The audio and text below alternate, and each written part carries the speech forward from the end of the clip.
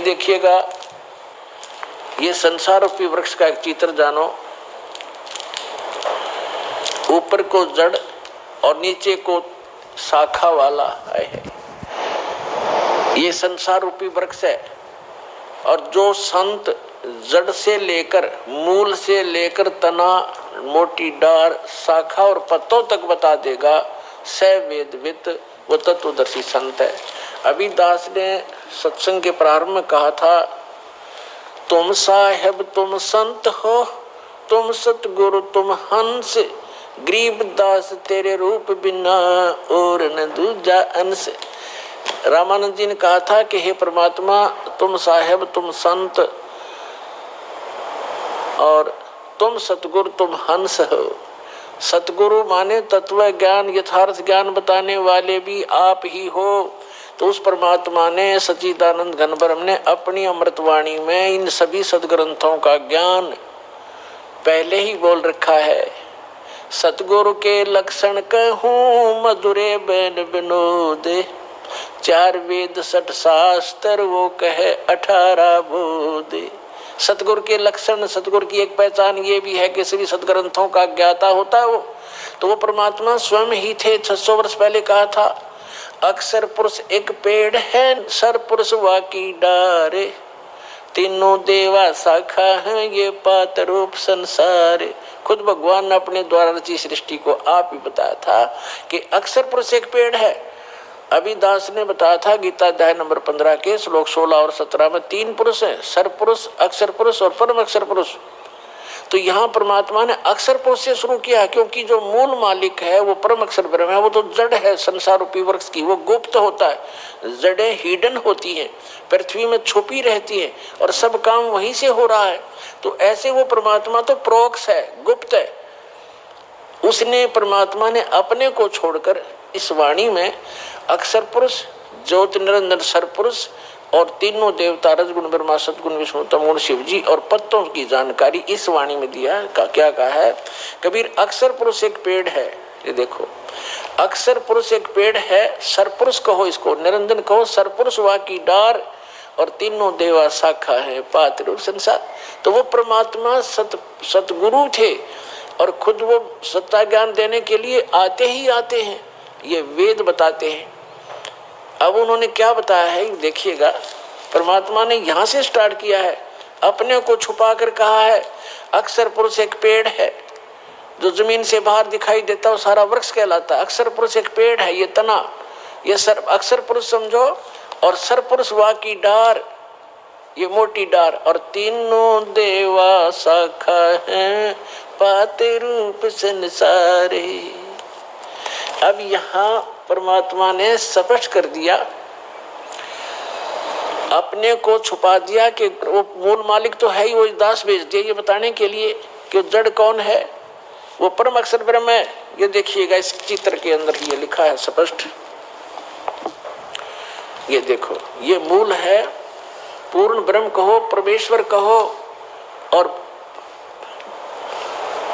ये है परम अक्षर ब्रह्म, ये परम अक्षर ब्रह्म है। ये जड़ जो है ये परम अक्षर ब्रह्म को समझो, ये मूल है उस संसार रूपी वृक्ष की। और वो है कौन? ये देखिएगा इधर, पूर्ण ब्रह्म कबीर साहेब, ये कबीर परमेश्वर परम अक्षर ब्रह्म है। ये है संसार रूपी वृक्ष की जड़। और ये अक्षर पुरुष एक पेड़ है, सरपुरुष वा की डार और तीनों देवा शाखा है, ये पात्र। अब हम आते हैं श्रीमद् भगवद गीता के अध्याय नंबर 15 के श्लोक नंबर 1 पर।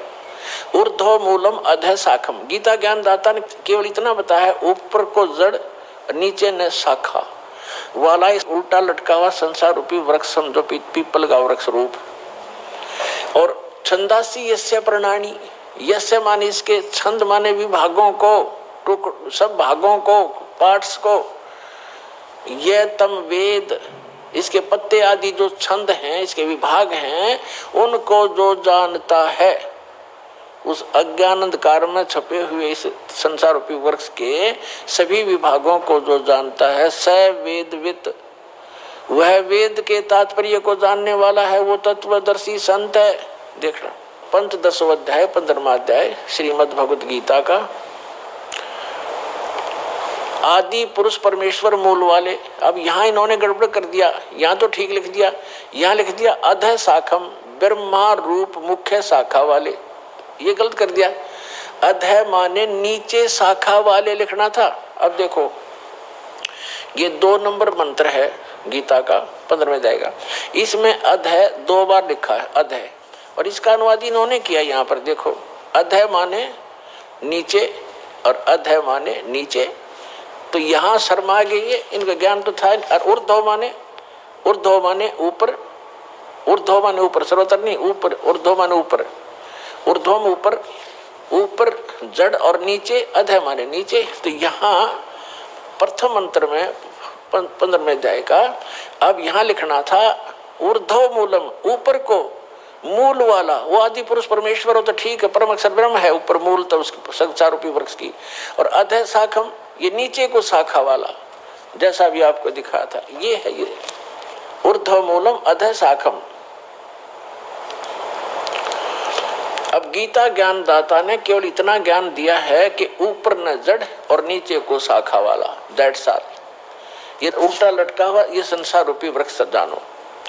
अब इस और जो इसके सब विभाग बताएगा सवेदवित, वो तत्वदर्शी संत है। ये देखना पंचदशो अध्याय 15वां अध्याय का और मंत्र नंबर 1। ऊर्ध्व मूलम अधः शाखम अश्वत्थम प्राहु अव्यम छंदासी यस्य प्रणानी ये तम वेद सवेदवित। इसके पत्तों, प्रणानी माने पत्ते, आदि पुरुष परमेश्वर मूल वाले, यह लिखना था नीचे शाखा वाले, ऊपर को जड़ वाला नीचे शाखा वाला। संसार रूपी पीपल के वृक्ष को अविनाशी कहते हैं। और वेद, छंद माने वेद नहीं होता, छंद माने विभाग भी होता है। छंद जिसके पत्ते कहे गए हैं, इसका अर्थ है। और उस संसार रूप वृक्ष को जो मूल सहित जड़ से लेकर पत्तों तक तत्व से जानता है, स वेदवित, वह वेद के तात्पर्य को जानने वाला है, अर्थात वो तत्वदर्शी संत है। यह पहचान बताती है। अब परमात्मा ने स्वयं आकर बताया है कि अक्षर पुरुष एक पेड़ है, सरपुरुष वाकी डार और तीनों देवा शाखा, ये पात रूप संसार। वो मूल कौन है? वो खुद मालिक जो रचने वाला है। तो ये तत्वदर्शी संत अब ये दास है इस पृथ्वी पे, और सब सदग्रंथों से प्रमाणित है कि ये लक्षण होते हैं संत के।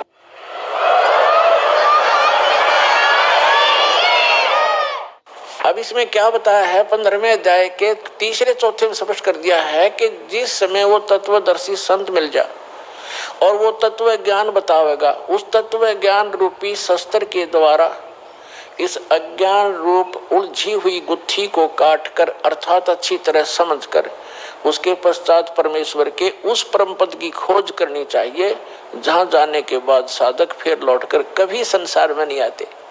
गीता ज्ञानदाता कहता है मेरे भी जन्म मृत्यु और तेरे भी अर्जुन। तो जब तक जन्म मृत्यु है तब परम मोक्ष नहीं हो सकता, वो परम शांति प्राप्त नहीं हो सकती, शाश्वत स्थान नहीं मिला उनको। अब देखिएगा यहाँ गीता ज्ञानदाता कहता है 15वें अध्याय के और 3 मंत्र से, इसमें कहा है कि इस संसार वर्ष का स्वरूप जैसा कहा है यहाँ वैसा यहाँ विचार काल में, यानी तेरे मेरे गीता जी के विवेचन में मैं नहीं जानता, नहीं पाया जाता, क्योंकि न इसका आदि और न अंत है। क्योंकि गीता ज्ञानदाता को इसका पता नहीं, क्योंकि ये सृष्टि रचने वाला नहीं है तथा न ही इसकी अच्छी प्रकार से तिथि है। इसलिए इस सुविरूढ़ मूलम, अति दृढ़ मूल वाले, ये गलत है, अति दृढ़ मूल वाले यानी ऊपर का जो लोक है जहाँ परमात्मा रहता है, वो जहाँ से सबका धारण पोषण करता है, जो मूल है सबका, वो लोक दृढ़ है, वो अविनाशी स्थान है, सतलोक